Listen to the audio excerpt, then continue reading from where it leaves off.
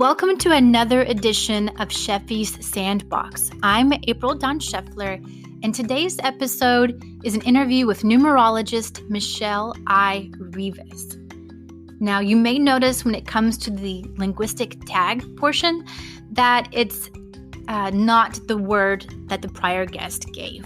And that's because I had already recorded an episode before this, but I'm switching it up and distributing this, publishing it out of order. And I'm having to do that just to make sure that this conversation with Michel gets out there in the world in time for you guys to register for her numerology course, if that's something that you feel called to. Registration for that ends on the 11th, so in 3 days. I would ask if you're listening on Apple Podcasts to go on there and leave a rating and review. There are, as of now, 2 reviews, and one of them is my own, so it's not exactly unbiased. So make it easier for other people to find the show. If you're enjoying it, please leave a rating and a review. Now, there is a lot to this episode. It's a long, lengthy podcast. So I want to pass on a helpful tip that I heard a friend talk about. She is going through classes to get her PhD, and she has to listen to a lot of coursework. And she has said that a lifesaver has been adjusting the listening speed. So I want to invite you to do the same. I encourage you to play with the different settings, and because I don't want you to miss out on any of the juicy goodness of this podcast, but at the same time, I can realize that not many of us have an hour and 40-minute chunk of time that we can sit down and listen to everything. So try it out. See if you're able to get all the same benefit, but more condensed. In the show notes, I've included a link to a blog post that I created discussing the pros and cons of different podcast listening apps and platforms. I do try to make things really easy on you guys. So in the show notes, I spend a lot of time on there with my hyperlinks. But yet some of the platforms, not all of the hyperlinks come through. So I have on there, at least for the 5, I think, different platforms that I've downloaded, on which of those the hyperlinks come through, how many listening speeds and what they are that each platform offers the listener. And if you are listening on Anchor, I believe that's about 10% of you. One of the cool benefits that you get is the hyperlinks don't always work, but you are able to see under the show details the different segments. Whereas everyone else would just have to maybe fast forward it 30 seconds to see if there's something that catches their interest, you guys would be able to see the names of the different segments and skip directly to that particular part of the show. So just in case you weren't aware of that, that may be a really cool feature that you want to check out on Anchor. So even though there is an hour and 40 minutes worth of content, if that's just not enough for you, I'll be putting the entire 2.5 hour long conversation, unedited, up on my Patreon page. So that's going to be patreon.com/Aprilnific. And while you're there, you'll notice that there is a Thunder level of support. If you were to sign up for the Thunder level, you get a one-time homemade gift and access to a lot of the cool stuff that I read in the Akashic records through the blog that I maintain there. I think that's about it. That's enough, right? This was a really cool episode. I know I probably say that all the time, but Michel gave me one of the coolest compliments after we were done recording.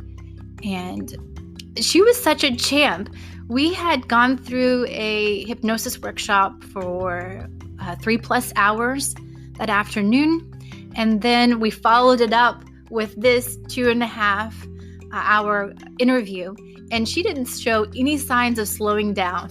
So it was really nice for her to be so engaged. And she, like I said, let me go back to the best compliment. After we were done, she said that with an interview, often it can be question, answer, blah, blah, blah. She said that, however, with this episode in Scheffy's Sandbox, she had felt that we went exploring. And I don't know if she could have realized what a cool compliment that is, because that's exactly what I want for these podcast episodes. I want to be able to go exploring myself. I want the listener and the person I'm interviewing, I want us to all feel changed and better for having listened to this conversation. Otherwise, it's kind of a waste of time. Maybe it's entertaining, but I would rather it be entertainment with intention, right? So it entertains and at the same time makes us more curious about different things. So I thought that was such a huge compliment. And I hope you get that same vibe out of listening to this conversation, that you are going exploring with us. So without further ado, here's my conversation with numerologist Michel Reavis. Thanks for joining me in Scheffy's Sandbox. I'm April D. Scheffler, and I invite you to play with me and my guest today, Michel Reavis. Welcome, Michel. Thank you. It's so great to be here, April. Thank you for inviting me. I want to extend a special thanks because I know we've just gotten out of a 3+ hour Zoom meeting together. Yes. And now we're sitting back down in front of the computer for another conversation. So I appreciate you taking the time today to do that. Oh, my pleasure. It's so much fun. And those 3 hours went by so fast. And I'm sure this time together is going to go by quickly also. So when you're having fun, time flies. Time flies when you're having fun. Well, in this segment, we pop into a virtual coffee house before hitting the beach. So being the benevolent host that I am, your order's on me. So what order do you give the barista? Ooh, I would like a green tea latte, please. You got it. This segment I have recently renamed to I Think I Know You From Somewhere. So sometimes living one's purpose and going through this human experience can look like playing big, and other times it can look like playing small. So in your spotlight moments, Michel, have there been any claims to fame, times that our listeners may have seen you or your work? Oh, I'll have to go back to quite a while ago I used to be a magician's assistant at this big magic show called Magic of Polynesia in Waikiki. And so maybe you saw me disappear or levitate on water. That's where you might do that. Oh, I did that. Oh gosh, 20 years ago? Oh, over 20 years ago. My son is going to be 20 years old. I'd say about 25 years ago. And how long did you do that for? I think I did it for a couple years. It was so much fun. I really enjoyed it. Yeah. It sounds like fun. But I won't give away the secrets. We won't ask you. We won't make you have to change your name and go into some type of witness protection program or anything. Right. Like that. So. That's usually the next question is, how did they do it? Mm-hmm. No, we're going to keep the Okay. We're going to keep the magic in this. Yes. Well, guests are asked to choose a word or phrase that they would like to hear used more often in everyday conversation. Something that doesn't get enough play or enough airtime. And the prior guest chose flaps. So you are tasked to try to somehow fit that into our conversation today, okay? Okay. That word, flaps. Okay. Flaps. And Challenge accepted. I don't know if you need any background or not. I haven't finished editing the episode, so you wouldn't have heard it. But the lady was saying, I think it's in the snowboarding community. She's has a few friends, and like whenever they're eating something or drinking something that's just really good, they'd be like, "That flaps." So Okay. it just tickled her. So she said that that's why her word is flap or flaps. I love it. Okay, got it. Now Perfect. you also get to choose a word for the next guest to dance with. And it could be a peculiar word that you find funny or something that just resonates with you. So what are you laying down for them to pick up? Okay, so my word is spectacular. And I love this word because there's the word spectacle in it. And sometimes when we say someone made a spectacle of themselves, they were like crazy or they're like weird. But I like to see it as witnessing someone's greatness, someone being full expressed. So to be spectacular is someone is witnessing you in your full glory, shining bright, being spectacular. So spectacular is my word. I don't know about you, but I feel seen and supported in our hypnosis workshop. Like that community of people, that's one of the places that I really do feel that we are all seen.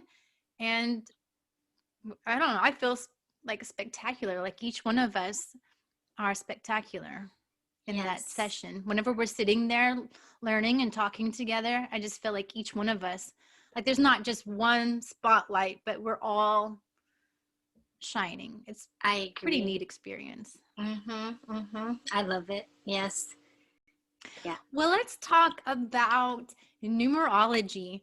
Okay, so I was reading, I think it was either on your website or a newsletter that you sent, but I really thought it was a cool story how you got introduced to numerology. So could you tell our listeners about that?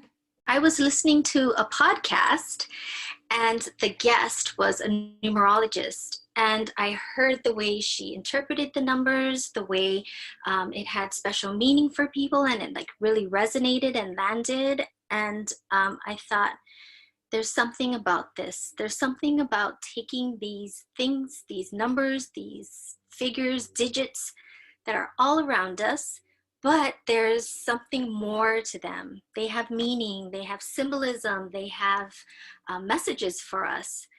So I thought, oh gosh, there's something here that really speaks to me. And then soon after, there was a numerology course she was offering. And then that's it. From there, I was hooked. Everywhere I went, I'm like, oh, what does that number mean? What seat am I sitting in? What hotel room am I staying in? What kind of experience is going to be waiting for me? Or what's the theme of that day, or the theme of that stay, or wherever I was, that trip.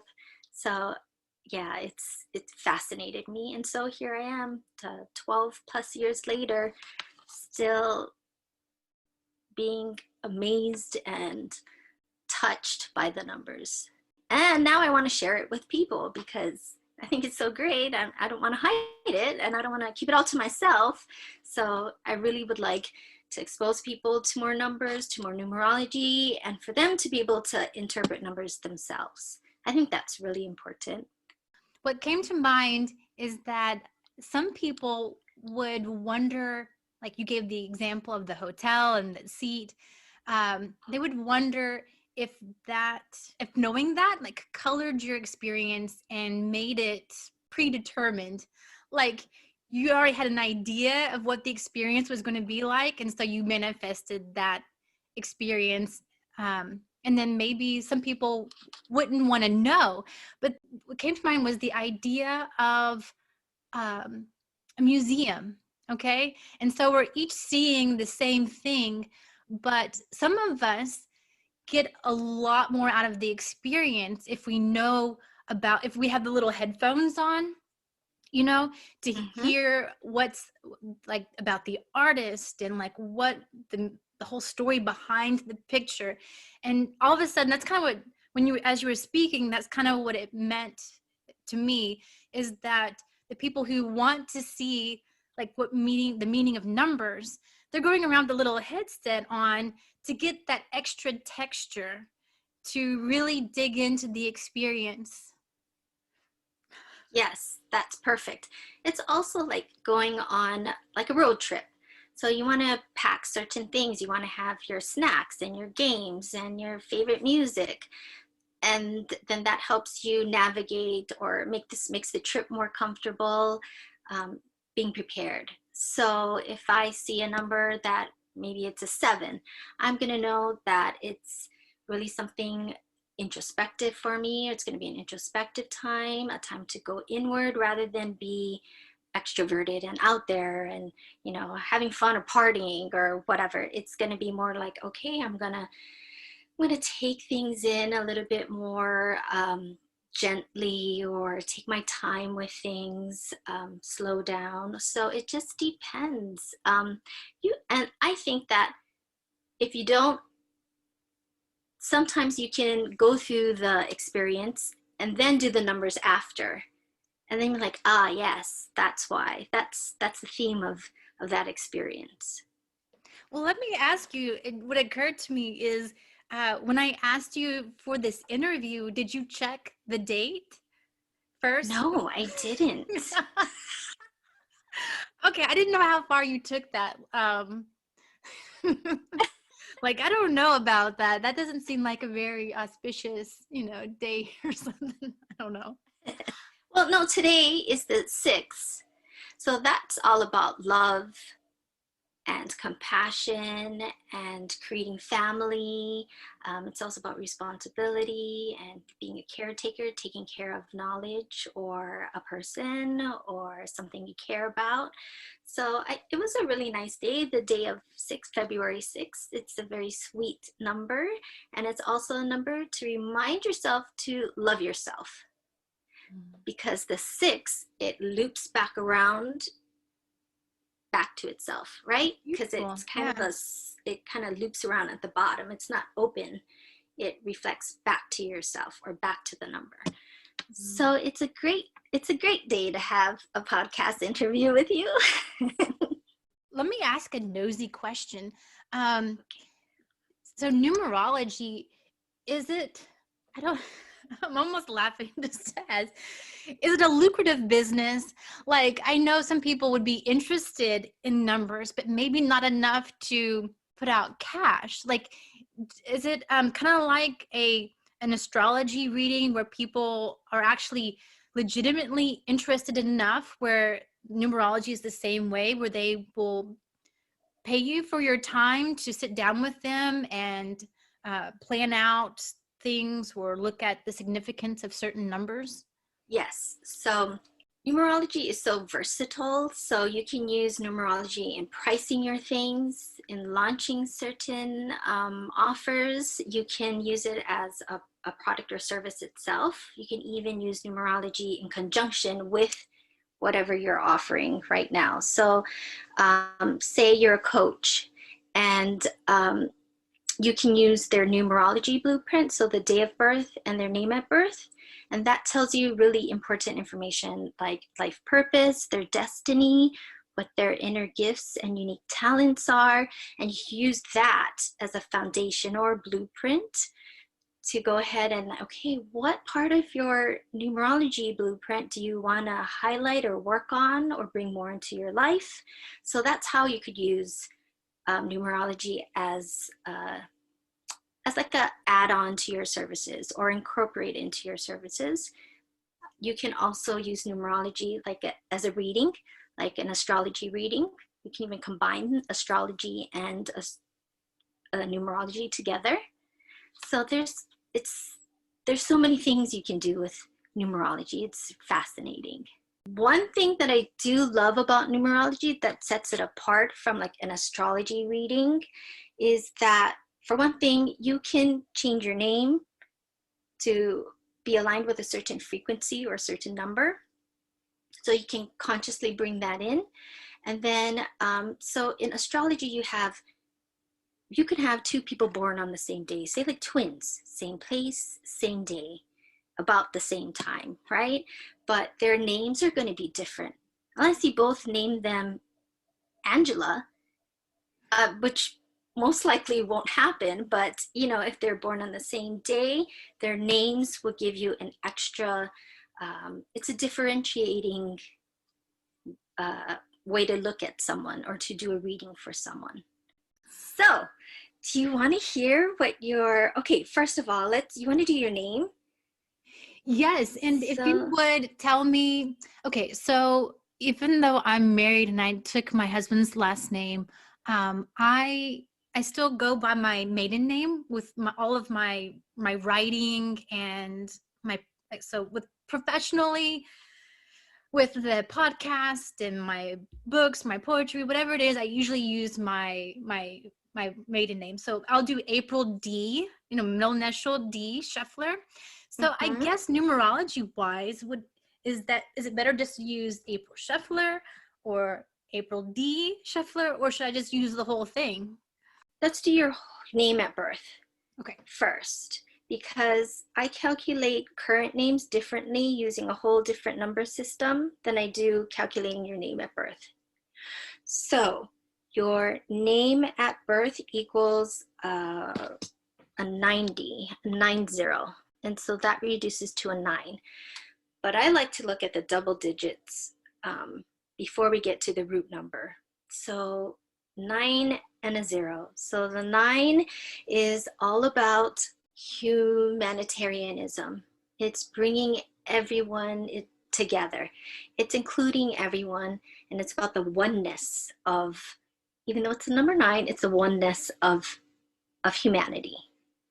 So it's a beautiful number about knowledge and wisdom, and sharing that knowledge and wisdom for the benefit of the collective. So if you look at the number 9, it looks like a stick figure with a big head, right? It's all about this head, the 9, the circle at the top. And so this person, you, that holds the vibration of the number 9. You're not about to tell me that I think too much, like stay in my mental space, because it's so me. It could be, because it could look like the wheel of the 9, the loop. Mm-hmm. So your thing is to bring all that information, all that thinking, all that knowledge and wisdom down and ground it and share it with others, because there's the straight line. You have the circle of the 9 at the top, and then the straight line going down next to it. So it's like taking all of that and then sharing it with others, grounding it. So it's bridging the ethers, the thoughts, the invisible to the visible, in a way that serves humanity, in a way that serves everyone, the collective. That is cool, Michelle, because I can tell you, having studied a little bit of my human design, and I'm not sure if you've heard of human design, but basically that's what I am. Like, what I've gotten out of that is because I'm a projector. What it's about is taking my own experiences. It's a very individual, it comes from a very individual place, but I take in all this stuff through my head, that I'm observing, that I'm feeling, and I just work it until I can share it to others. And so I'm not necessarily, even though I'm sharing my individual experience and feelings, human design says that it's for somehow that serves the greater good, the bigger collective, by me sharing my personal insights and so forth. So I think it's so cool how the two line up. That's neat. Yes, absolutely. Yeah, that's exactly what your destiny number is all about. This is what you're here to do, is to share your knowledge and wisdom, your thoughts with others, for the benefit, for the healing, for the support of others. So that's how you serve, that's how you help, is taking those personal experiences and sharing that with others. Yeah, it's beautiful. Yeah, they said that not necessarily, I won't be the person actually doing the work, Mm-hmm. but I'm more of that idea person, that I'm taking those thoughts and like a visionary, like I'm taking those thoughts and I'm not actually the feet on the ground to make it happen, but yet that wisdom, that insight, that I'm slowly getting, culling from my personal experience, somehow that serves the greater good. So I think that is so neat. Yes. And you have the 0, the 9 and the 0, 90, right? And the 0 is about God support or universal support. It's holding the vibration of beyond the physical. So it's the spiritual, it's also the cosmic egg. So from where everything is born and created. So it's a very creative number. The 0, you can think of it like an egg because it looks like an egg, right? A oval shape. And that's what we're birthed from, right? Egg, we come from a fertilized egg.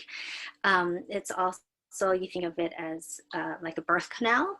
So it's about that whole deep mystery of creation, of what's possible. That's the 0. And then you have the support of God, universe, source to make it happen, that supports you.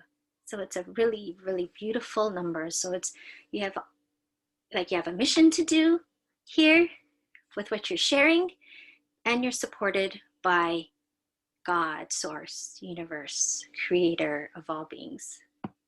Do you find that people starting out with numerology have a certain number or two that's common to everybody? That's one that people start to notice when they start looking, when they know I to look? I think numerology, or the numbers that you connect with, is a very personal thing. But the whole thing, the one common thing, the common thread with all the numerologists or the people who become interested in numerology is that they know that there's something there.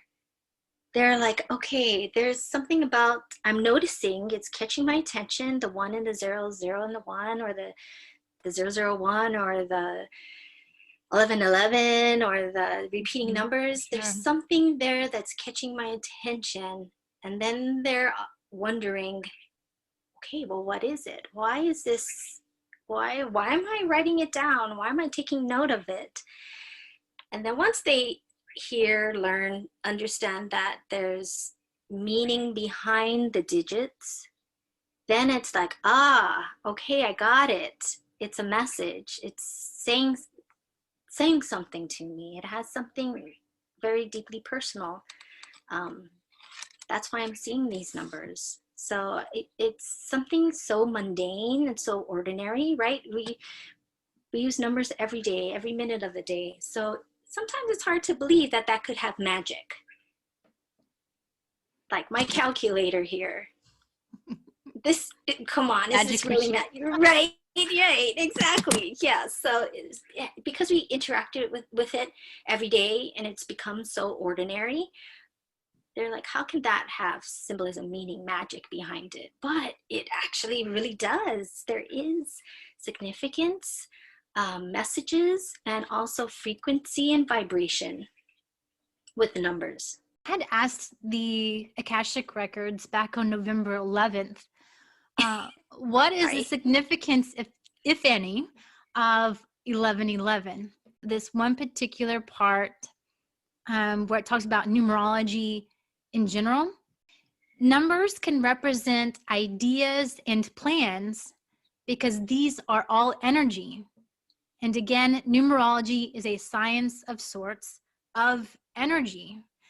Trust that you can believe something that is not true and it still be for your highest good. Sciences that you can't factualize yet are still worthy fields of study, for numbers are energy, and energy is powerful. Oh gosh, that's so beautiful. Yes. So that being said, I guess I can tell everyone that I have signed up for your numerology course. Yes. Oh, I'm so excited. I'm Yes. so honored. This is your first course that you've created? Yes, it's my very first course. I received nudges for many, many years to do a numerology course and share um, numerology with others. But now is the time.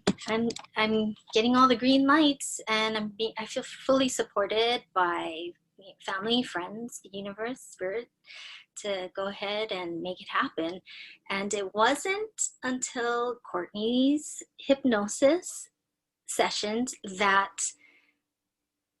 I finally, I did, things just fell right into place. I felt really good about it, mentally, spiritually, emotionally. It's like all green lights. Everything was fell into place. It was so natural and easy, and there was flow. So I thought, okay. I can tell you that your website is beautiful. Oh, So thank did it you. take a lot of time to get that together, or did it just fall into place, like you said? Exactly. Fell into place. The pictures, the words just flew right out of my fingertips. It was so easy. Like the logo and everything, it looks so Aw, so thank you. professionally done. It looks great. It looks really cool. I had a lot of support. Somebody years ago did my logo for me, and we went through a whole process. So it really encapsulated what I was visioning for my business, who I was, what my interests and passions were. So she was able to really fine tune everything and create something beautiful. That, yeah, I love that. I love that logo. So let's talk about the name of the company. And it's uh, a little unique in that a lot of spiritual, endeavors, they stay away from the word money.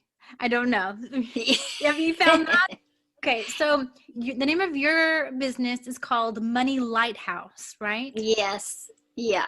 Yeah. So when we think of money, oftentimes it has a repelling quality to it and an attracting quality, right? It's the tug of the push and pull of money. We need it and we can do great things with it, but we're very upset when we don't have it. So the way I approach money is that it's energy, and that if we have a really positive, loving mindset towards ourselves, and how does that translate to our relationship with money? So people don't think money is spiritual, but money is energy, and spirit is energy. So can we transform our beliefs, thoughts, and eventually emotions and actions to be aligned with the spiritual aspect of money, through the soul growth aspect of money, through how can money be a vehicle for spiritual growth, for personal growth? So I'm sure you're an entrepreneur, and you know that being an entrepreneur, you go through a lot of personal growth. So that's how I think of money, is that it really is a mirror to say, hey, look at this. The things that you're resenting about money, maybe you should take a look at that and heal it. That's kind of like turning the light on and shining the flashlight on something that could be uncomfortable, disagreeable. And then that says a lot about how you can grow yourself, or how That's you beautiful. can. I'm a poet. I love poetry. And so you have a great, metaphor here of the lighthouse, because a lighthouse is mirrors and a light, and so I think that's gorgeous. What struck me, and I guess maybe it's obvious to some people, but this is the first time I'm connecting the dots in such a direct way, that my belief system about money has been, up to this point, uh, I have to work hard to earn it. And I don't see that being very, I don't see myself being very receptive of just money flowing in. I have this belief system that you have to work hard. And the people I've seen in my life, you know, they work hard for very little in return. So they're eking out a day-to-day existence. And so, but as you were talking, you know, you used this as a metaphor to the inner world. And so I'm like, that's the same way it is with me and my relationship with love in a way. I find it very difficult sometimes to receive love because I'm like, what did I do to earn it? I love what you're saying, because yes, love is an energy, money is an energy. And so therefore, if love is an energy and money is an energy, so can money be love? And can we sit with that? And how do we feel with that statement? Money is love. It can be kind of tough because, you know, we're taught to money's evil, money corrupts, money makes people do bad things. So why would we want to associate that with love? So what I try to do is I try to help reframe, okay, money is love. So by learning to receive love, receive compliments, can I be open to receiving money? Because money is love. It's not something bad, because naturally, no matter how hard you work for it, if money is something bad to you, you're not going to want to let it into your life, because who would want to let corruption and evil and, you know, all of that into your life? There's no way you would want to consciously do that. But if money represented helping someone improve their life, then of course, yes, that's something beautiful that you want to invite more into your life, more wonderful, amazing people that you can help. And I love that you said earn, because earn is one of my used to be one of my trigger words. Like, earn your money. You have to earn my trust. You have to earn, right? Oh gosh, whenever someone said earn, I'm just like, oh, please. I don't have to earn, you know. I had a really stinky attitude towards that word and what it meant. But then I looked at the word and I kind of meditated on it, and with maturity, I guess you could say, and some insight, and kind of sitting with the word from a more compassionate space, I realized that the word learn is in the word earn is in the word learn. So I'm going through a learning process. I am going to learn to improve my relationship with money, see how it really is about love rather than corruption and evil. So I'm learning to love myself. I'm learning to receive goodness. I'm learning to see myself worthy, you know, improve my self-worth of receiving loving energy. So that's tied with the money, the earning, the learning, the money, the inviting people in, trusting, all of that. So that's what I help. Yeah, that's to continue the word picture, right? If we think about how we spend money, I had come across on Facebook or something this whole idea, but so it's a certain blessing that you put on money when you give it. Maybe you know the exact word I'm talking about, but anytime you're paying for something, there's like a little blessing that you kind of give to the money as you give it. And so I was thinking, if we're like in this moment kind of equaling love to money, some of us are very stingy in giving love as well, money and love, because we're like, what did you do to deserve it? Is it an equal give and take, you know? So we're very stingy with love and money as well. And at least I know I have been. So. right. That's perfectly understandable, because has a lot to do with fear. So fear of, giving and how is the person receiving it? Am I going to be rejected? Therefore, am I giving it just with, just with compassion, with no expectation? Can I release this?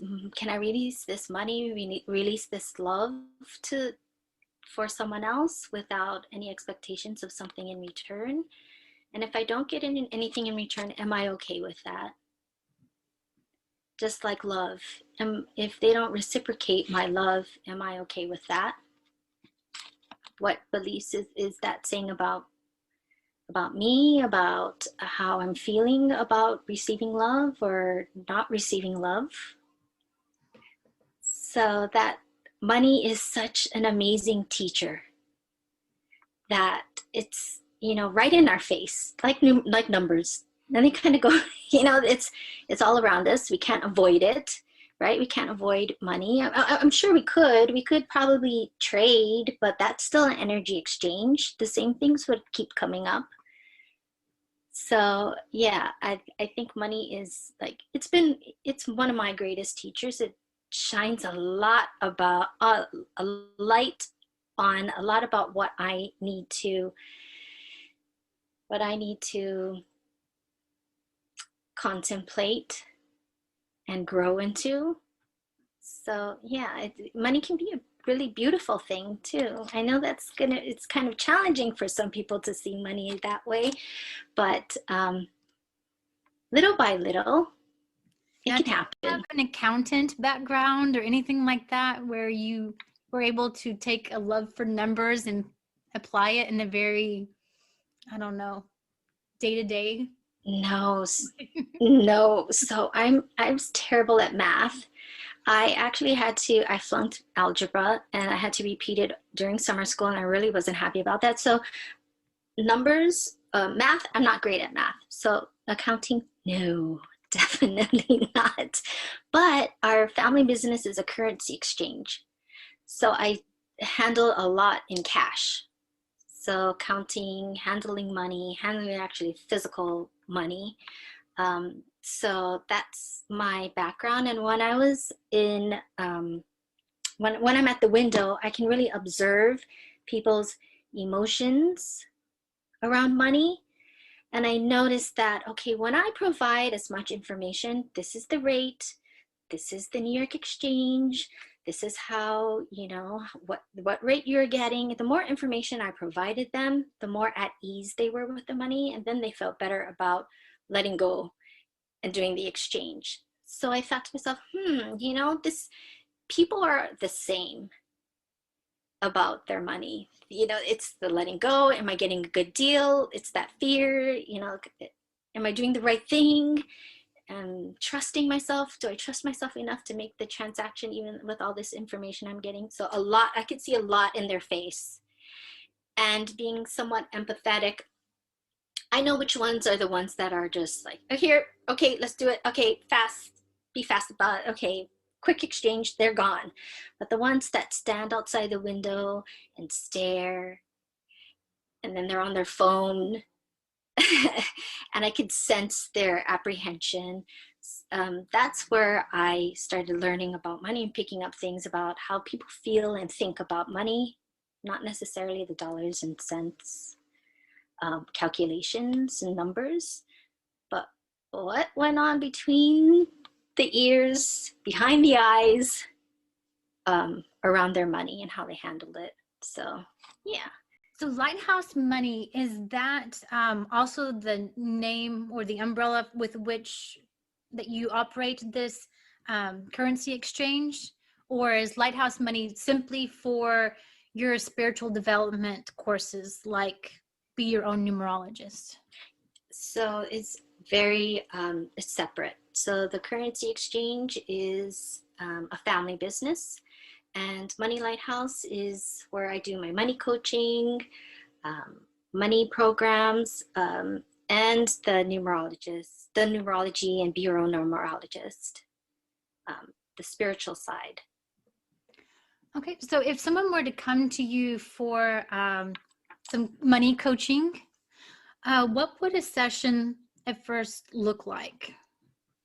So when someone comes to me with money coaching, I tend to attract very spiritual people who want to do, who are entrepreneurs, and they have great compassion, and they want to do their sacred work out in the world, and they don't want to starve, and they want to be able to make a living, gas in the car, food on the table, but they want to do it in a soulful, spiritual kind of way. So that's typically the people who I attract into money coaching, and they're also very open. They're open to seeing things in a different way, and they're motivated to kind of do the soul searching inner work in order to be more comfortable with their money. So it just depends. I use the numerology and the Vedic astrology and Akashic record reading as a way to support them. So if they're not sure, about what kind of services, what kind of mission, or what kind of life purpose, I help them with that. But I use the money piece as an indication of where they can focus on as far as personal growth. So you read Akashic records as well? Yes, yeah. So right now I'm just a level 1, and so I'm looking for a teacher that can take me to level 2. So nice. I think it would be really, really cool to be able to, I think the Akashic records are such a loving space. I would like to be able to introduce people to the wisdom and the good advice and stuff that's there waiting for them. Yes, absolutely. And I love that you are a dream interpreter, because I feel like the dreams are like a way of communicating to us, and that there's a symbolic nature about them, and it has messages and meaning, just like the numbers. So, and sometimes I feel like Akashic work and dream work just work beautifully hand in hand. Mm-hmm. And completely, yeah. Yeah, it's so beautiful how all these different modalities kind of can link together and make something very unique. Or the practitioners, the service providers can like create very interesting, very specific things with all these different modalities, which I love. I love watching entrepreneurs, spiritual entrepreneurs. I love watching how they incorporate different modalities together. It's so fascinating, because you want to talk about how to set yourself apart from the very noisy, crowded entrepreneurial space. That's perfect, because that's so uniquely you, shining your talents and gifts. So yeah, it's great. So who did you learn how to read Akashic records from? So I learned from two different people, two different schools. One is Jennifer Longmore, and the other one is Andrea Hess. I will probably try and see if I can find them online and put links to their courses if they offer them online. Yes, I believe both of them do. Okay, yeah, cool. Yeah, I highly recommend both of them, either one. So Andrea is very structured. Use a pendulum at first. Uh-huh. So, and that by the end of that course, you can do for yourself and others. And then Jennifer Longmore, it's very different. No pendulum, no questions like yes or no. It's a lot about, okay, what are you getting from, what are you receiving? What kind of messages are you receiving? So you get really good at free flowing messages. Whereas Andrea, it's very step by step. You're going to go through the soul profile, which is soul group. What's your soul group of origination? What are your energy centers of specialization? It's very detailed. So they're very opposite. I mean, they're two very different styles, but I mean, they're both great. I love both of them.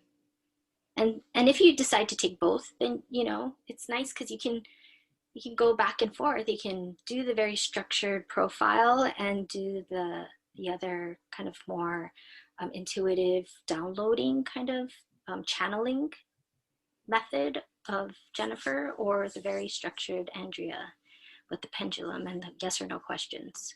So maybe this is just meddling, but how often do you find yourself reading your own records? I do it. I've just started a daily practice in which I pull a card, and I use that as my a tarot card, an oracle card. Okay. What deck do you use? I use April. You're gonna love this deck. It is Sacred Creators by Chris Ann. So I got a funny story to tell you. So when I decided on the word of the linguistic tag word, I said spectacular, right? And I'm like, I love that word, but I don't know if people are going to use that word and think that that's a really wonderful word to use. So I kind of pondered a little bit about it, and I'm like, well, I'm going to just move on with my day. And then I pulled a card that was it's called Lead Your Metamorphosis. And in the card description, it says, we choose the comfort of the warm cocoon over the freedom of something spectacular. Oh, perfect. And so when I read that, I'm like, all right, that's the word. I'm keeping it. I'm not going to change it. So I thought, and you would love her, Chris Ann, because she's very poetic. Her descriptions, they are lovely. They flap. Okay. Well, can we go to my name now and see how I need to craft my professional name? How I need to be presenting myself. So right now I'm going with April D. Scheffler, but if I need to just put out the middle name altogether, or if I need to expand it and take a cue from your playbook and use my middle name. Because listeners will be interested. Before we started recording, and I asked you, how to pronounce your name, and you told me, and you included the middle name. And I'm like, is that your middle name, or is that part of your last name, like a 2-word last name? And you said that's your middle name, and that I was like, oh, that's nice that you're using it. A lot of people don't. They just omit their middle name. And you're like, well, that was very intentional. I used it because of the numerology behind using my middle name. And so I was like, oh, wow, we're going to have to definitely bring this up during our conversation. Yes. So, I would say use April Dawn Scheffler, Scheffler. Yeah, use April Dawn Scheffler, because in the system I use for current names, it equals to 7310. So you have the number 7, 3, but interestingly, you have the 10, and 10 is the number of the Wheel of Fortune. So it's about creation, creativity. If you look at the 10, it's the male and female of creation, right? Without getting too graphic. It's the 1 and the 0 represents, the male and the female. What was I saying now? It's a little distracting mental picture there. Yeah. So it's the Wheel of Fortune. So it's also about manifesting quickly, instant manifestation. So what you think, what you focus on, you manifest. So that's your number, your current name number, if you use Dawn rather than D. I would like to look at some of your other numbers before I would say definitely. Like, I would like to look at your birth date numbers before I gave you a definitive thumbs up on April Dawn Scheffler as a professional name. So we add up the month, which is a 6, plus 2 plus 7, which is for the 27th. And then we add the 1 plus the 9 plus the 8 plus the 1, and that equals 34. So that is your life purpose, the 7. So that's all about intuition. You're very intuitive. It's about spirituality. It's about inner wisdom, going within and searching from within, rather than trusting yourself rather than what other people say is good for you. Like, you're your own guide, you're your own authority, you're your own best person to consult with. So I think that's interesting because with my little bit of astrology information that I've gotten, and it's not the same as the Vedic astrology, which I'm so curious as to find out from you the differences, but that aspect of me can be reflected in that the planet Uranus is in my first house. And so, right? I read that shows up as a rebellious streak or a distrust of other people telling you what's good or right or the correct way of doing things. But yeah, you just have that underlying distrust of systems. And so it is all about being the individual. Yes. And it's also about inspiring a change in the system, inspiring things to look at things differently in a way that is enlightening, like flashes of like ahas. To me, that's what that planet is all about. It's also about like things that are unexpected. And my goodness, how delightful are unexpected things. I mean, that's a real gift. Then if that's your first house, then that's what you're here to do and bring, is change and the wonderful, unexpected, delightful things. So when I asked the Akashic records, what my purpose was, like, what is my spiritual gift? And I thought maybe it'd be, taking it a step further with the Akashic records, or I don't know what it was, but I thought it was going to be something like this grand idea. And what came through was that I needed to bring through fun. That I needed to bring fun into the world. And so I don't necessarily ever think of myself as a particularly fun person, but I enjoy being around people with that sense of play and that curiosity. And so I think that for me, it's been part of my transformation, is because at least initially, and I still find myself dealing with this, I was very much a black and white type of person. That's how I was grown up to be. There's a right, there's a wrong, very clear-cut sense of justice, which I've also come to find out, I guess my Saturn is in Libra or something like that.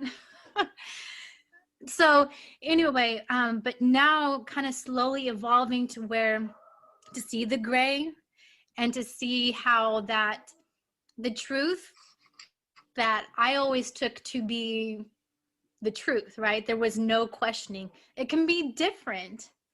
Like in the Akashic records, you learn that the truth is very flowing. What you get from it is what you need to know in that moment to make a decision. It's not necessarily going to be true tomorrow or the next month, that kind of thing. But it tells you what you need to know for the now. And so I think that's so fascinating. And I totally lost track of where I was going with it. It's Uranus and the unexpected and the delight of the unexpected. And I mean, surprises can be fun. Yes. And, surprises, like, who doesn't love a nice surprise? Mm-hmm. It's unexpected. And brings so much joy and fun. So Yeah, I love that it's your I love Uranus. gifts. Like, if you talk about the 5 love languages, Oh, mine yeah. is gifts. And it always makes you seem so materialistic and all that stuff. But no, like, if my spouse or partner were to bring home just a candy bar and a scratch off, I'd be like, oh my gosh, that is so cute. And it just lightens up the room and makes me feel just so much better. Yeah, and I think gifts are beautiful because you can see them and you appreciate them, and then when you see them again, you're like, oh gosh, It gives back to you. It keeps giving. Yes, it does. I love that. Let's talk about the Vedic astrology. Tell us how that's different than how we here in the United States may traditionally think of astrology. So Vedic astrology is from India. So Vedic astrology can differ by one sign in calculation. So for example, in Western, I'm a Cancer. My sun sign is Cancer, but your ascendant? My ascendant in Western is Aries. Okay. In Vedic, my sun sign is in Gemini, and my rising sign is Pisces. Very different. Very different, right? So what I say is that Vedic astrology uses the nakshatras. So you have the 12 signs of the zodiac. Nakshatras divide the 12 into 27 signs. So I say that's what makes Vedic astrology different from Western astrology, is that it incorporates and uses nakshatras. So nakshatras are called lunar mansions, and it's 27. It divides the 12 signs of the zodiac into 27 mansions, or I don't want to say houses because that will be confusing. So 27 stars. So it's based off of stars. That's the most differentiating thing about Vedic astrology is the use of nakshatras. So without going into which one's the real one, yeah, which one has been around for longer, or have they always kind of coincided? Like they've always existed side by side? So it's hard to say which one influenced the other, but with Vedic astrology, they use a lot of where things are in the sky at this particular time. So it's not set. Western astrology, you always start with Aries, but you might not necessarily start with Aries now with the way the planets and the way the Earth and it has its wobble, etc., etc. I don't want to get into the astronomy of it, but I would say that neither one is better than the other. It's just what works for you. So what do you relate most deeply to? So for example, I like to use Western astrology when I'm talking with people because that's what most people know. But if I'm with a Vedic astrologer, then oh yeah, of course I'm gonna talk Vedic astrology with them. But I do love the nakshatras.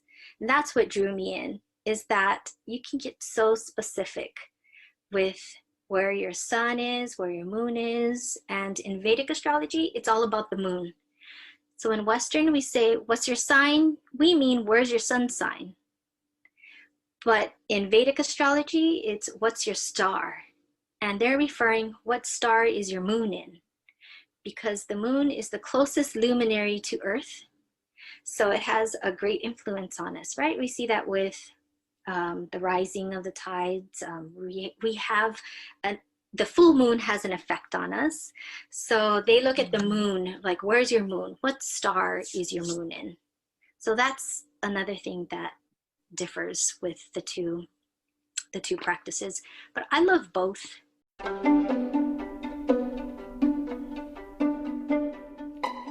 Hi. Enough of that busybody they're talking about, all the nonsense. Let's go to this nonsense. This is Nonsense with Natalie Corner. Okay, so we have a riddle. Okay? So, everybody, ears up. Be like a rabbit. Okay. So, what travels around the world but stays in a corner? Do you know, Mommy? Mm-mm. It's a stamp. And the envelope, it's in a corner of an envelope, but it can travel around the world. Oh, that's good. That's good. I feel like we got a little bit off on me, and this interview is about No, you. I was gonna real quick about your name. That I like that the numbers come out that you use your middle name Dawn, because it's so fresh. It's about new beginnings, right? It's really lovely. April Dawn Scheffler. Yeah. And so people ask me, were you born in April? And I have to say, no, I was not. I was born in June. And, I have to tell them the story that my mom just loved the idea of spring mornings. And something about that. So she decided to call me April Dawn. It was either that or my dad, his name's Bruno, a very German name. And he was joking, not joking. He totally would have done this in a heartbeat. Called me either Brunetta or Brunessa. And so my mom was like, it's April Dawn. So this whole journey recently of me having a podcast, me putting my name on everything, has been in itself medicine. Like I have for so long, and even now I'm not exactly sure, I haven't really jived or connected with my name. I never really, I don't know, liked it in a way. I never really liked my name, but just going through this process of naming the website Aprilific, and having my name on everything. It's just me putting it out there and, just accepting it, owning it. And then as far as my podcast, I have always hated the sound of my voice. And so going through this process of having a podcast, having to hear my own voice as I go back and edit everything, it's been, like I said, medicine. It's been really interesting part of this healing journey, taking what I have and owning it. And because, there's those little things that stick with you. I remember, as though it were just yesterday, this woman had said, wow, you have such a high-pitched voice. You sound like Minnie Mouse, like a cartoon character. She said that. And I'm like, if I didn't have problems before, then she goes and says something like that just like sticks there in the back of your head. Yeah. Oh, I can relate. I would answer the phone and the person on the other line would say, "Can I speak to your mother?" Yes. Seriously. Yes. True story. I totally relate. I had a boyfriend kind of a boyfriend. We're just talking in high school that broke up with me because he couldn't stand the sound of my voice. I sounded like a kid. He said he felt like he was talking to a kid on the phone. So I totally can relate. I mean, yeah. I'm sending you kisses right now. And I never told anybody that, but I totally get it. Like when I do my little videos on new moons and the nakshatras and everything. So you have a YouTube channel? Oh no, it's okay. The one I send it out on the email list. So every new moon, full moon, I'll send out a little video presentation, it took me the longest time to do that, to be able to make that first video, because I could not stand the sound of my voice. But now I'm just, it is what it is. I can't change it. I can't talk lower because it sounds ridiculous. And right, when you think about it, voice is energy too. So we're all gifted with this very unique frequency. So I don't know. But that's what drew me to your podcast to listen more, because I liked the sound of your voice. Like, I think I even wrote to you that you had a really nice voice, a really nice speaking voice. Right, but isn't it easy for you to hear something like that and then just disregard it? Like, oh, that's sweet. And then like not really take it to heart because you already have this idea in your head of what everyone must think of you or something like that. Right. Yes. So I'm right there with you. I'm holding your hand. Okay. We're holding hands. Do you have time for us to go through the listener questions? Yeah. Okay. So there are no more questions more important than my own because it's my podcast. So we get to do my question first. Sure. Yes, absolutely. All right. So when I was very first starting off with the Akashic records, what was coming, sometimes it's not this long, flowing, eloquent thing. It's just maybe a phrase or an idea. And what was coming through rather redundantly was the number 4 and how it tied in to justice somehow. And I had no idea, like, if that was even a thing. I would Google 4 and justice, and I didn't quite ever find a connection. And then I started looking at the astrology, my natal chart, and you can see that this Saturn has kind of what looks like a 4 in the symbol, and Saturn kind of represents justice, right, or not? Yes. And so I'm trying to put together, connect all the dots. So can you tell me what the Akashic records were trying to maybe highlight to me? So 4 is in regards to justice. 4 means a square deal. So fairness, because you have 4 sides of a square, for corners or angles of a square. So each part is even. It's not a rectangle, but it's a square, 4 equal sides. So in numerology, if in relating to justice, it would be fairness. Yeah, I don't know why fairness and justice have always been such, I don't know, a cornerstone of how I feel like I operate.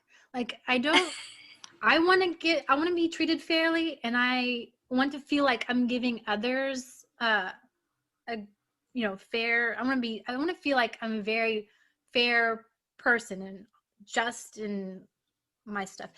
So I don't know why, but it kept coming up the number 4. It kept coming up with the concept of justice.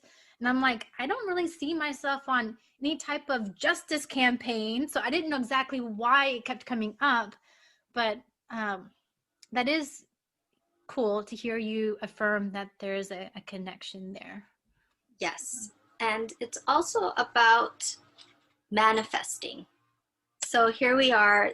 Another manifesting number besides the 10 is the 4, because if you look at the number 4, you'll see if you write the number 4 where it's an open at the top rather than a triangle at the top, it kind of looks like an antenna. Mm-hmm.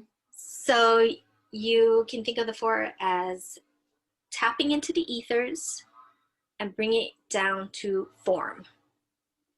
So whatever, you're using your intuition, channeling, it's about being the antenna or being the physical vehicle to create things into form, to or make things into tangible things. So taking concepts, ideas, inspiration, and creating something physical from it. So just now I got that maybe the fairness of the 4 is also to make sure you're fair with yourself. Like, I get the strong feeling that you want to ensure fairness for others. And, right? And do you need to step up in any way to advocate for yourself? Oh, Michelle, you're meddling now. Better step back, sister. So that's So how in your experiences, how have you shaped your life? How have you formed your relationships? Not only on behalf of others with their intention or interest in mind, but also yours. Wow, I'm not just them, but also you.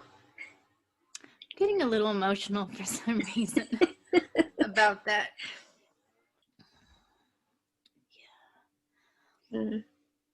Mm-hmm.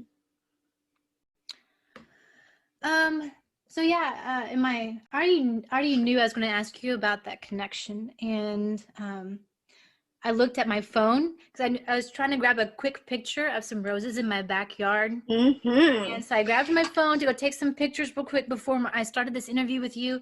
I looked at my phone, I took a screenshot and sent it to you, but it was 4:44 in Central Standard Time. And so I thought that was so cool, just a neat little, another tap by the universe, like just letting me know that it's here. And then I have the 4 shows up in my phone number. I've had it like the same phone number forever, and it's 844-8443. A bunch of words there, and I've never really felt a connection to the, people have their lucky numbers, and I have never really felt any kinship to the number 4, but maybe it is my it's my new lucky number, my new ally. Yes. Yeah, that's so beautiful. I love it. Let's get to one of the other questions now that we've gotten mine out of the way. Okay. So this one comes from Erin. She says the numbers 719 come up for me continuously. It is also my birthday. It's really almost driving me crazy. I don't know what to think about it, but it's so constant that even my husband notices. Oh, interesting. So 7 and 19. So whenever I see 7/12, which is my birthday, that's like the universe's way of saying, good job, you're on the right track, you're living your purpose. It encourages me that I'm living what I was born here to do at this time, right? Because this incarnation, July 12th, I chose to come here. So I would say if that is specifically her birthday, then it's the universe's way of saying you're on the right track, keep going. Or it's saying, take a minute, pause, reflect. Are you on the right track? Are you ignoring something that you need to address to get you back on track, back in alignment for what you're here, why you're here? So if it's specifically your birthday, like for me it's 7/12, or for her it's 7/19, then that's my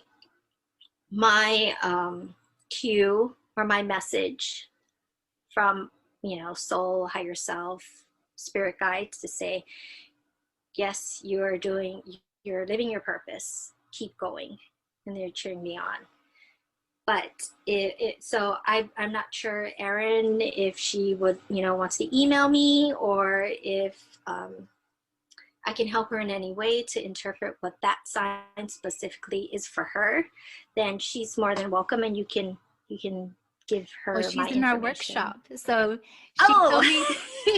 she told me to send her a link to the episode whenever so that she could hear your answer to Yeah. the question. So, but So, you can just message her directly next time we're in class together. Yeah, so that's my how I interpret, like when I see my birthday, 712, 712, 712, like good job, keep going. Or wait a minute, Michelle, remember this is what you came here to do. Are you doing it? And are you doing it in a way that serves others? Okay, so Courtney Starkey, who we've talked about several times already, she's a fantastic person. Yes. She was asking, any fun insights on your husband's numbers, 117 and 17, always coming up in your official business, like post office box number, website ID, Zoom account number, etc. A fun little insight right off the bat is that her husband is part of her business. So her husband, maybe whether she recognizes it on a daily basis or often enough, is a huge support in her business, because his numbers show up in her business. So it's like he is supporting her business in whatever way. I'm not sure what, how or where, but I would say to Courtney, go to your husband and give him a high five or a hug and say thank you for your support, because your support helps me do my business, create my business, and serve others and change lives and do this amazing work. So thank you for your support. Have you That's heard? what I get. She has this precious story that she talks about her husband, how when he was younger, they asked, what do you want to be when you grow up? And some people are a doctor, lawyer, maybe some people would, some of the kids would say teacher. And he said flower pot. Okay, so what kid says flower pot? I want to be a flower pot when I grow up.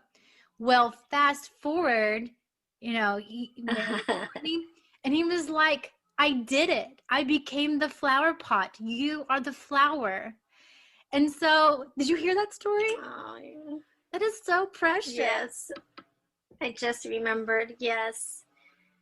So that's him showing up and supporting, and that's why he's quote unquote in her business. And the number 17 is a really beautiful number. It's the number of creating a legacy. It's the immortality number. So it reduces to 8, which is power and abundance. So he's supporting her so that she can create this business that she's creating a legacy. This is something she'll leave behind. This so empowering hypnosis, pay it forward hypnosis. This is all, it has longevity and relevancy for in the future. So that is the 18 number. So in essence, he is helping her create this entity of this beautiful business that will carry on. It's just not a fleeting thing for the moment, but it's something that will last. And that's their legacy. So I think that's really, really special. And that it creates, power, empowerment. That's part of her word, soul empowerment, hypnosis, and abundance. I have always liked the number 27, I guess because my birthday is on the 27th day of June. And so if I were to have to put together some lottery numbers, 27 would always show up, Is there anything cool about 27? I love the number 27. That's the number I chose to create Money Lighthouse. So Money Lighthouse's birthday is January 27th. And it relates back to the grand mystery and the cosmic, like I can see it, the grandeur of the cosmos, and the 27 nakshatras, because there's 27 nakshatras in the lunar mansions. So it's, to me, it's taking this galactic energy and power and all these beautiful influences and then bringing it down to home. So for me, that's what the 27 is. And it's about trusting your intuition.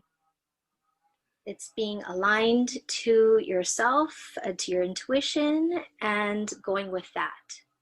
So that, to me, that's the 27. Cool. Yeah, I always felt like it seemed lucky to me. Like that's a good number, 27. My daughter, she's 9 years old. She likes the number 13. And so I didn't care to tell her that a lot of people consider that unlucky. I want her to create her own luck. And so if she loves the number 13, then you go for it, little girl. Yes, and the 13 is actually one of my numbers, and it's all about transformation, metamorphosis, change. It's like the butterfly number. So you are Okay, can I say transforming. something real quick? Yeah, sure. So there is a type of astrology.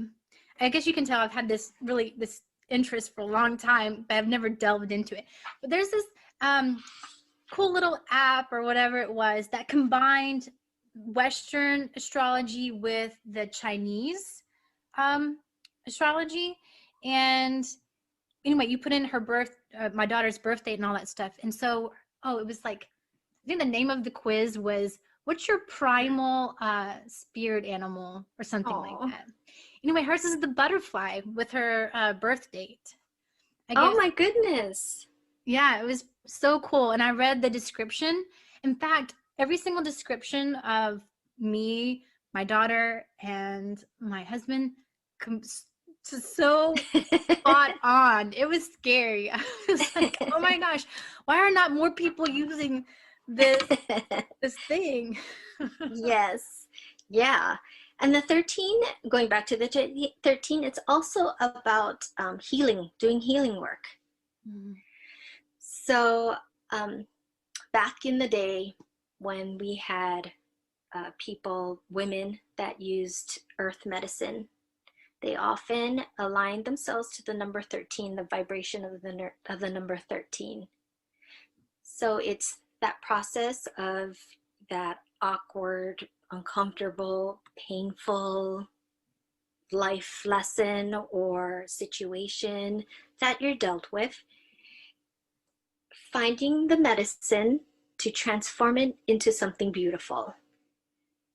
So okay, so let me say this as well. I was looking at her maybe it's a year ago now, and I was thinking to myself, what do I want? What am I expecting of her? What do I want her to become? Because sometimes as parents we have expectations. What my child's going to become a doctor, or you don't really allow for the universe to do its thing, and you have your own ideas of what you want your child to do and accomplish and what your ideas of success are. And I looked at her and I realized what came to mind in my heart was healer. I want her to be a healer. And I was like, I don't even care if she doesn't heal anybody else except herself. I want her to be happy. And so I just thought that was so cool. Her favorite number is 13. You bring it up that it's the earth medicine, this number of healing, and how that's what I had wished for her in that moment. What I want her to grow up to be is a healer. And I can look like whatever, physically in the world. You could be a doctor, an attorney, or an accountant, but yeah, that's what I wanted for her spiritually, for her soul. Yes. Oh, I love it. Yeah. That's amazing. But that's how you work with the numbers and play with the numbers. I'm so excited to see what I'm going to learn during your class. This is going to be so cool. So can you tell our listeners when the class starts? I was hopeful to get this out into the world before the registration closed for your class coming up. When does that start? So registration closes on the 12th, but our official kickoff class doesn't start until the 17th. Okay. So if the cart closes and they really, really want to join us, then just have them email me, and then I will send them a private link. Okay, Yeah. awesome. Yeah. And I know this is the very first manifestation of this course. Do you already have plans for this, for the registration, for people to register for the next time that you offer this? Yes, yeah. And I will continue to add on different modules. So I want to add on different calculations, how to calculate different things. Yeah, so absolutely, it will be an ongoing thing, but this first launch is like the foundation. If you can get this foundation, like a really good understanding and working with the numbers, then you can do, numbers can pop in, people can ask you, what does 1111, what does 555, whatever, and you would be Oh my able gosh. to Okay, help them. stop right there, Michelle. Like I have in my Akashic records, I have a private blog, and I have titles to different entries. And one is 1111 and then the one's 555. And so I just think it's so cool that you brought those two numbers up. I'm like, stop. That is so cool. That is so neat. So, side note, I am really curious. I guess I'll find out during the workshop if what the Akashic records told me matches up with what I'll learn, you know, in your class as to what those mean. So that's gonna be interesting. Yes, yes. So we have another question from Instagram. What is the difference between angel numbers and numerology? Okay, so angel numbers, oftentimes people refer to angel numbers as repeating numbers, like 555. So people say, oh, that's an angel number because it's a number that repeats itself 3 times. So does that have to be 3 or more times to be an angel number? 3 times, because when a number repeats twice, people usually refer to that as a master number. Like So 1010 would be a master number? Or no, 11 would be a master number. Okay. So 1010 would be an angel number. But to me, we can say that they're angel numbers, or to me, there's really no difference. It's just messages through numbers from the universe, from spirit, from guides. And then numerology is the calculations, the symbolism of the number, and how we calculate different things, the kind of like translating a language. So that would be numerology. And then angel numbers is just a way of saying, okay, if you see 555, it means this, this, this. That means, you know, that has a specific translation. But with numerology, you use your own intuition. You use what you feel those numbers represent. So I'm thinking it could be very confusing for people when they look up, say, 22. When they look up 22, they're going to get a lot of information. But for me as a numerologist, I'm like, okay, well, 22, this is how I see it. This is what it means to me. So if someone were to ask me, this is what I would say to them. And then I take it that I'm delivering the message that they need to hear. Like the Akashic records. Yes. So if someone goes online and Googles it, they'll get a lot of information. Right. It might not be the truth in quotation marks, but it's the truth that that person needs to hear. Like that's true for them in that moment. That's what they needed to receive. Exactly. So if they're getting a lot of different interpretations or different translations, I would say to the person, which one do you resonate the most with? Which one made you pause and think, that's interesting? I would go that route rather than, but that contradicts that, and that they're saying something else. And, you know, I would take a step back from that and say, okay, well, this is all the things that are presented to me. Which one of these things do I most resonate with? Or which is the message for me?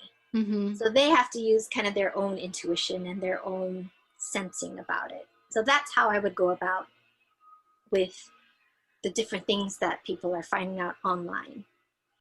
Okay, so another question that this person asked, he says, I audio journal, and if I notice a sequence of repeating numbers, I'll speak them into the note in passing and continue with my journaling. The intention is to go back when I'm transcribing the notes and attempt to connect the numerology meaning with what I was talking about or what was going on in the environment at the time, etc. The trouble I've found is Googling, and I'm pausing because I'm pausing because as I'm reading this, I think you've already just answered this. Okay.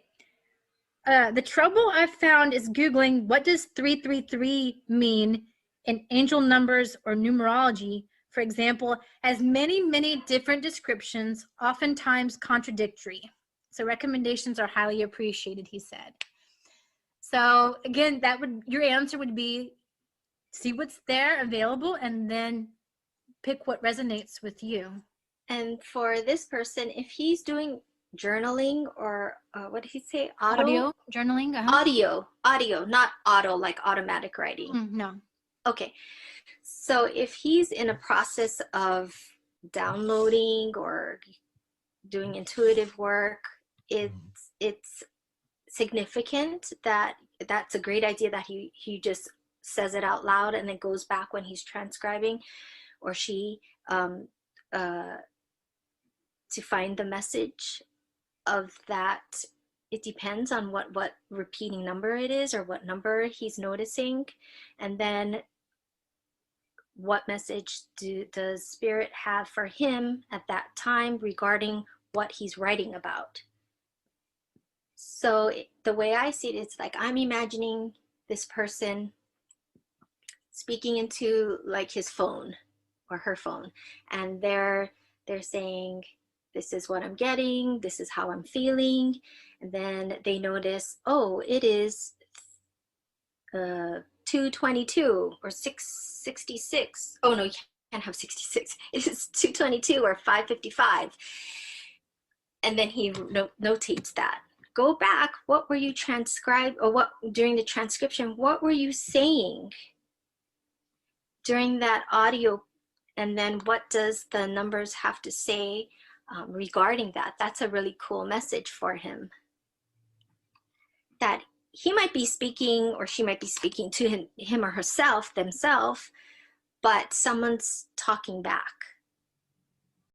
There was one more thing I thought, but I couldn't find the question. But she had a question about, I think she was seeing the number 1 everywhere. So she wanted to know what it meant. I did forward her the link to your numerology course. So maybe I'll see her in class. But is there anything special that you could say about repeating ones? Well, ones, okay, so the number 1 is all about independence, standing on your own. It's also a number about being the trailblazer. So doing things apart from what everybody else is doing, kind of honoring your uniqueness. It's also about innovation. It's about wanting to be number 1, like having that ambition and drive. So if you look at the number 1, it's very straight. It's not curvy. It's, there's no bending in the shape. It's very straightforward, very focused. So that's the number 1. And if she sees 11, that's about intuition, being highly intuitive. So if she's seeing 11 specifically, then that's referring to their intuition and their inner guidance and psychic downloads. So to pay attention. So the way I see the number 11, the way I just recently, and I've been doing numerology for a really long time, but this is the beauty of the numbers, that it keeps evolving and you keep gaining insight, is just recently I was watching something on YouTube about the brain, and I think it's about the pineal gland. So that the pineal gland, which is where our intuition comes, how we access our intuition in our physical brain, from what I'm not a scientist or a neurologist, so I don't know, but this is what I got from the YouTube video. So it sits right in the middle of the left and the right brain. So I look at the left brain as a 1 and the right side of the brain as another 1. And the pineal gland, that right in the middle, that center space without any numbers in it, that is like the runway to your intuition. So that's how I remember the 1, as the both sides of the brain working in harmony, so you can get those downloads, so you can be intuitive.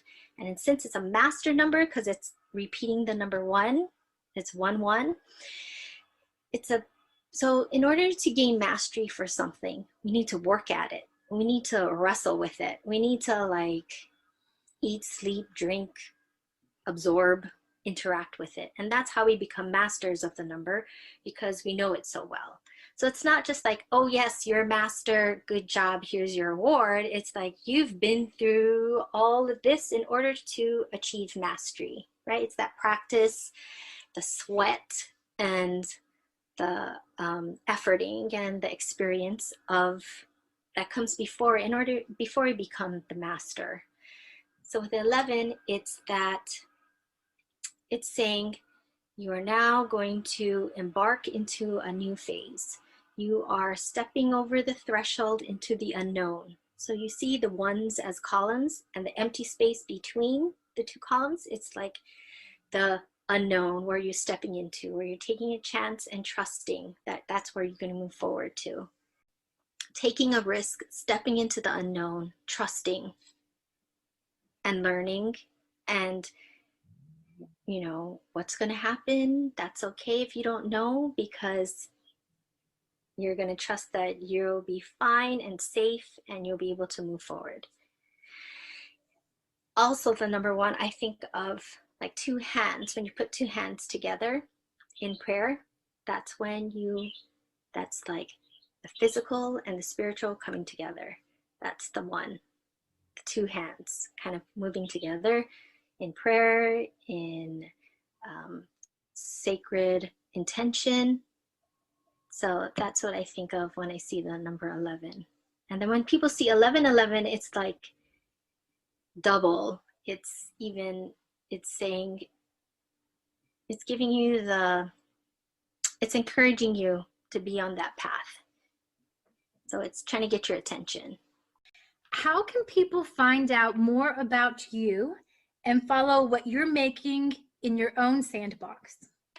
Okay, they can go to my website. It's moneylighthouse.com, or they can also take a look at the course information.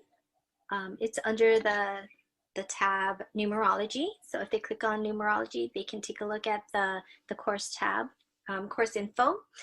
I also have an Instagram. It's at Michel I Reavis, MichelAiReavis.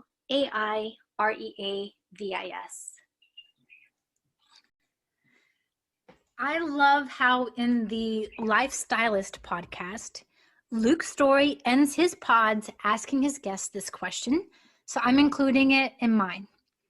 Who have been 3 teachers or teachings in your life that you might share with our audience that they could go research and also learn from? Okay, I would say money, most definitely, has been a great teacher. Relationships, so the people that come into my life, how much they've taught me and provided fertile ground for me to grow and learn and blossom.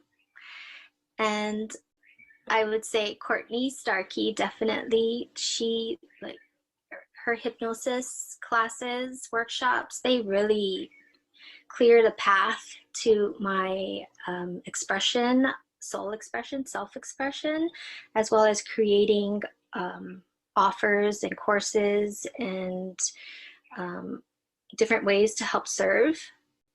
Thank you, Michelle, so much for joining me in Scheffy's Sandbox. Much love.